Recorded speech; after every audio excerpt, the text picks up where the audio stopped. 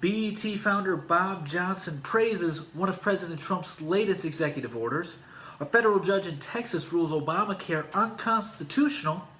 Lastly, a school district in UK is teaching children that anyone can have a period. This is A Better World, and I'm your host, Luis Acevedo. I hope you all are having a very good start to your work week, and hope you all had a wonderful weekend. I know we did. We actually ended up going to church this Sunday, which is something new for us. We've talked about it for a while now, but we actually did it. It turned out to be a pretty good experience, and I assume we'll go back and get closer and understanding God and so on and so forth. So it was a pretty good experience, and I hope you all had a wonderful weekend as well.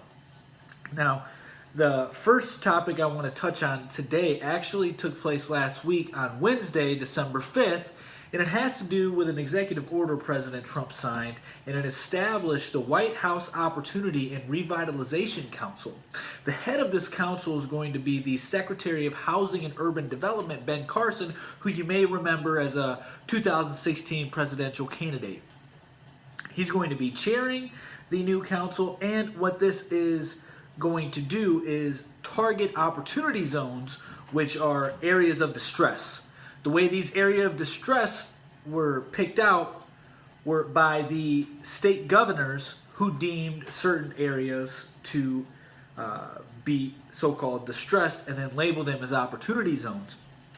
There's about 9,000 neighborhoods that are opportunity zones, ranging from rural Virginia all the way to the inner cities in Chicago. So this is going to help out all impoverished areas across America and help them revive and help people in those areas gain employment and just create a better environment. So its goal is to find ways to cut regulations, taxes, and spur private investment in these communities. One of the major incentives is to have zero capital gain tax on any investment held for 10 years.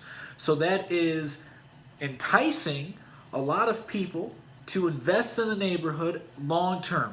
Not short term, but long term, being that they will have a no capital gain tax for 10 years if it's held for 10 years.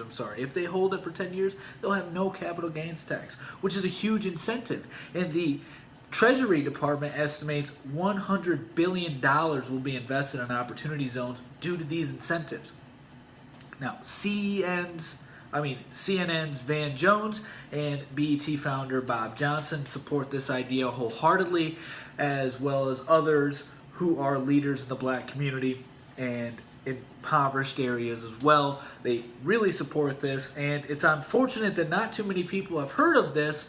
I tend to believe it has a lot to do with the fact that the mainstream media cannot demonize President Trump and honestly label him a racist based on this policy.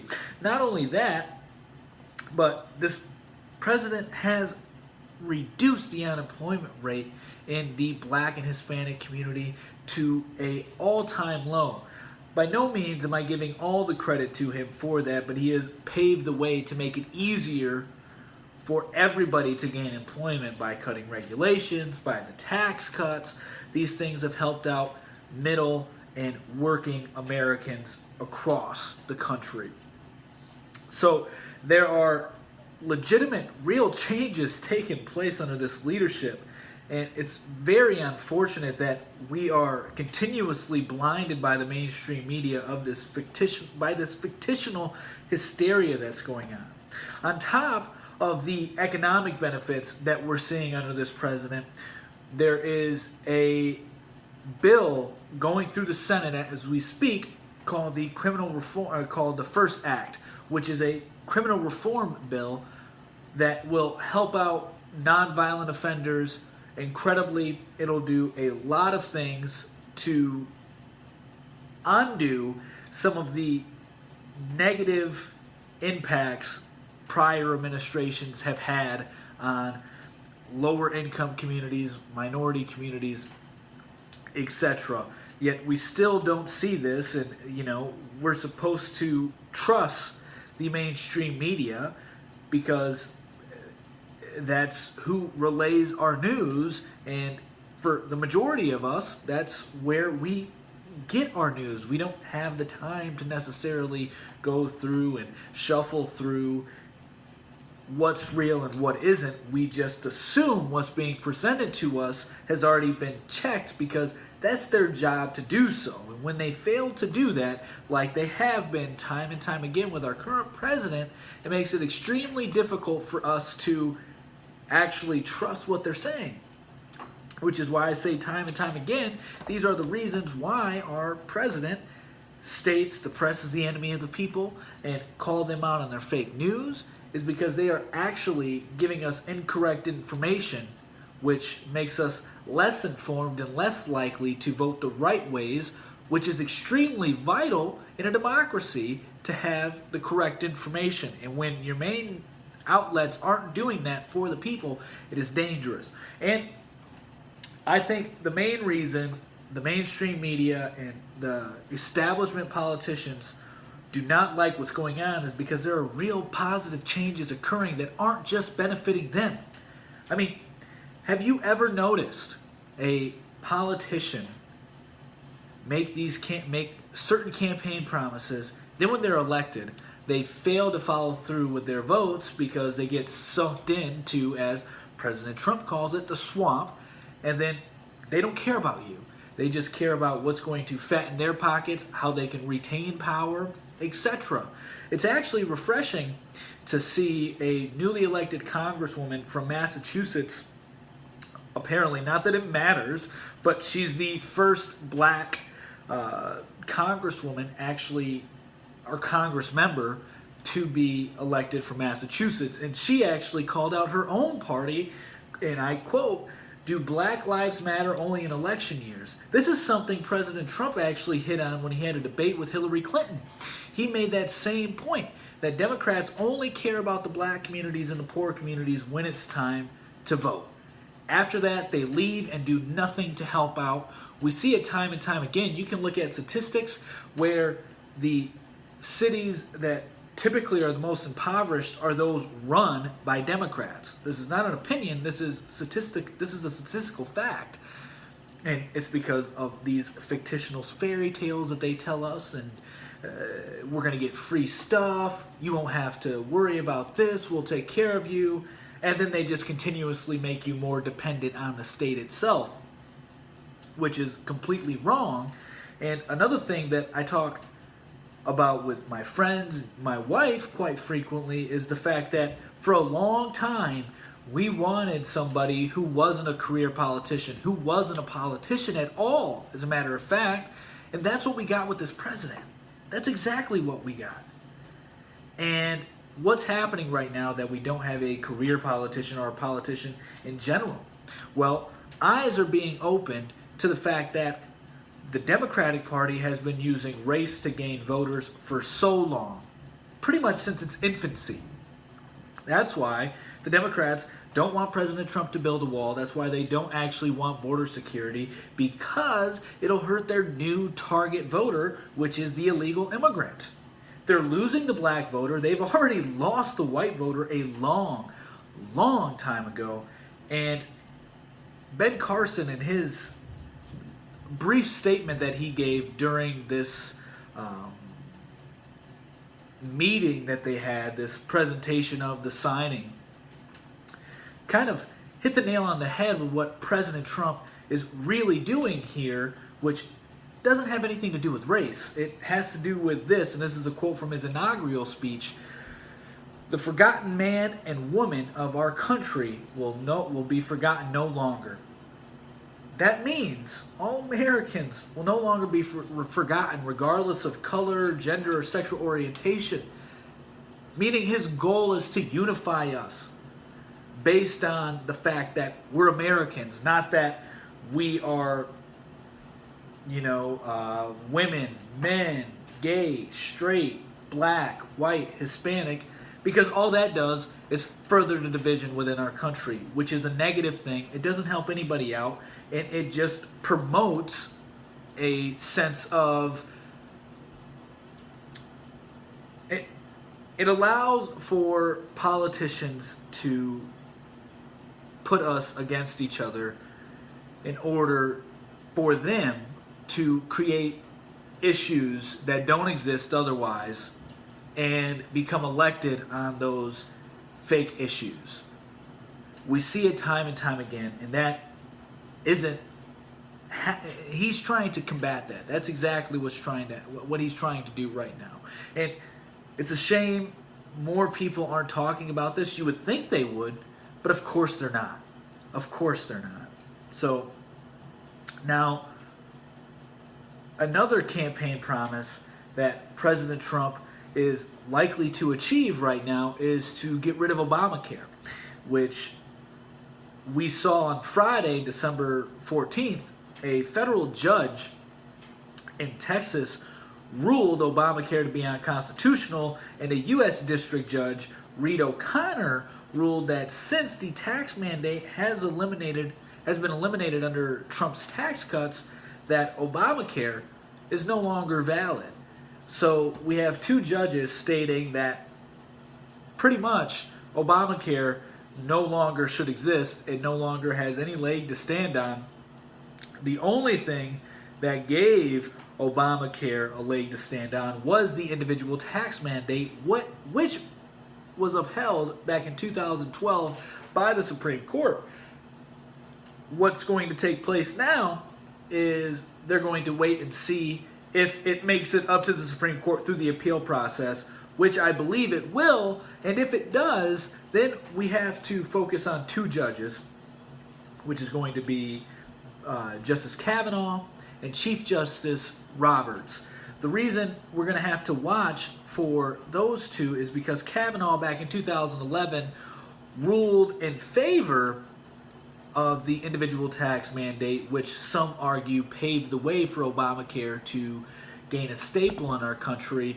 And Chief Justice Roberts in 2012 pretty much did the same thing and voting in favor of the government having power to enforce this mandate for health insurance.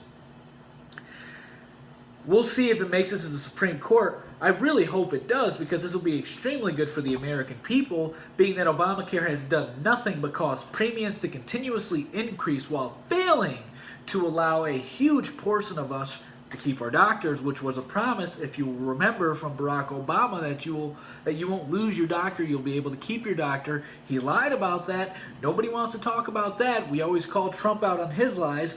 We seem to forget that Obama lied frequently as well. He wasn't innocent of that. No, he did the same thing. Not only did he lie about the fact you can keep your doctors, but the cost of insurance didn't go down whatsoever. Premiums have skyrocketed. Insurance companies have gone bankrupt because of it. And it is predicted 31 million people by 2023 will be uninsured due to Obamacare. And it has a lot to do with the fact that it specifically damages and cripples small businesses, being that if you have 50 full-time employees, you are then forced by law to give them health insurance, which led to small businesses saying, you know what, we're going to cut back on hours, we're going to hire less people, therefore hurting the average American in the process of trying to give everybody health care. I personally know people who I went to school with when I first moved here in Ohio that had gone off of their parents' insurance, not by choice, but as soon as they turned 18 or as soon as this law came into effect, they were no longer benefiting from Obamacare, because, not that they were in the first place, but it actually hurt them because their parents lost insurance, or they couldn't afford to have them on their insurance because companies were raising the prices to keep other people on the insurance. So it has done nothing to really help anybody out. I know we can argue back and forth about pre-existing conditions and the likes, although I kind of disagree with that as well. The reason is because you wouldn't be able to get fire insurance on your house after it burnt down. That doesn't make sense. It's illogical. Why would you do that?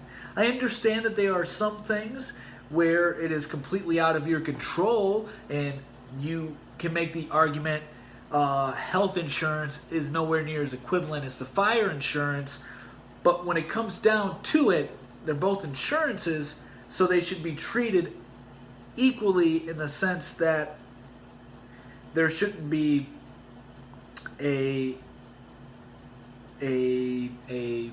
there shouldn't be much of a difference between how they're enforced. And the market, which is how prices are determined or should be determined, not by the federal government stepping in and making you do something that is going to make it more costly, like add pre-existing conditions. So this hopefully will be a good thing if it reaches the Supreme Court for a lot of people. And then the government is going to have to work on doing something to either replace it or enable insurance companies to compete with one another, which will inevitably drive down the prices. We see it time and time again when the free market does what it does so good, which is lower prices due to it creating an abundance of a certain item, meeting a supply and demand. And then we see, for example, TVs, computers, this microphone, that smartphone in front of me where I'm recording from, all go down in price because people are able to compete with it and try and lower the price. That way more people will buy it, being that 2/3 of consumers come from the middle class. So why would you not want to make it affordable for people in the middle class, and then even affordable for those who are in working to poor classes as well? Then you have a larger customer base. That's the beautiful thing of the free market. We can argue about whether or not consumerism is good, but the bottom line is free market brings down prices, and by government intervention it actually prohibits them from doing that. So, like I said, we'll have to watch for Justice Kavanaugh and Chief Justice Roberts to see in which way they'll vote and if it'll even make it to the Supreme Court. I'm sure it will, and I really, really hope that this is ruled unconstitutional now by the Supreme Court, being that the individual tax mandate is no more. So, in other news, we're going to go across the pond here into the UK. A school district in the UK, like I said in the introduction, is teaching all their students that anybody can have a period. So the reason for this, they had these guidelines set in place and instructions for the council, the city council of Brighton and Hove schools, was because they found that 1 in 10 girls had not been able to afford a period product, and 49% of them missed at least one day of school due to a period. So they tried to make everybody aware, the kids as young as 8 years old, of what a period is, along with sex education, and by placing period products in every bathroom. So at first glance, you read through the guidelines and you might think these rules aren't unreasonable, especially being that periods and sex education can go hand in hand, and it is important for everybody to know what a period is, and sexual education. It's vital. Although where it becomes disgustingly illogical is when they state period products must be in every bathroom, meaning boy bathrooms as well. That's just the tip of the iceberg, though. I mean, any rational person would wonder, why would you put period products in the boy bathroom? They can't have a period because they don't have female parts and their body doesn't work the same way. So yeah, you can start going through, the gears are turning in your head, right? That's just the tip of the iceberg. They want to teach their students that not only women can have periods, but trans boys and men and non-binary people can have periods as well. This goes against a key component in leftist ideology, which is to base their beliefs on science and facts. Well, the science and facts on periods are pretty straightforward in that only girls, women, and females can have periods.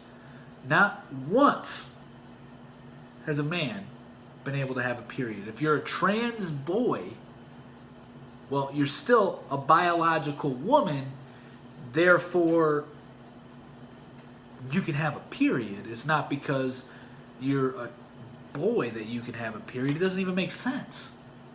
It's illogical. It goes against science. Another thing that science and facts goes against what they're trying to push is that there's only two genders. So how can you teach people that non-binary people exist when that isn't true? You may not want to identify as a male or female, but that's not your choice to make. That's nature deciding whether or not you're a male or female. There's no debate about that. And if there is, I suggest you read some of the scientific literature, maybe pick up a biology book, maybe even ask a doctor what would happen if you misgender somebody while they're trying to get a diagnosis done. Whether it be for cramps for a 13-year-old boy, and he's like, well, I think I'm a girl. And then you're like, okay, so you have cramps.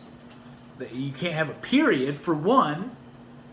So there's a key distinction right there that's going to determine what your prognosis will be from the doctor, determine on certain things. It's based on your gender. Why we even debate about this is beyond me. And don't think for a second that just because this is happening overseas and schools are teaching this in the UK that it can't affect us here, because it already has. We're starting to buy into the BS that there's more than two genders when it is just that, BS. This is exactly what happens when leftists become the thought leaders of our society. Unfortunately, we as a whole start dropping a few IQ points. So let's be very mindful of what's being taught to our children. This is actually why my wife and I have talked about, when we have kids, to put them in private school or homeschool them, because they are literally being indoctrinated in schools today. That's all that's going on. So that's the news for today. I hope you all enjoyed it, and I hope you all have a wonderful Monday, and we'll see you again tomorrow. Peace.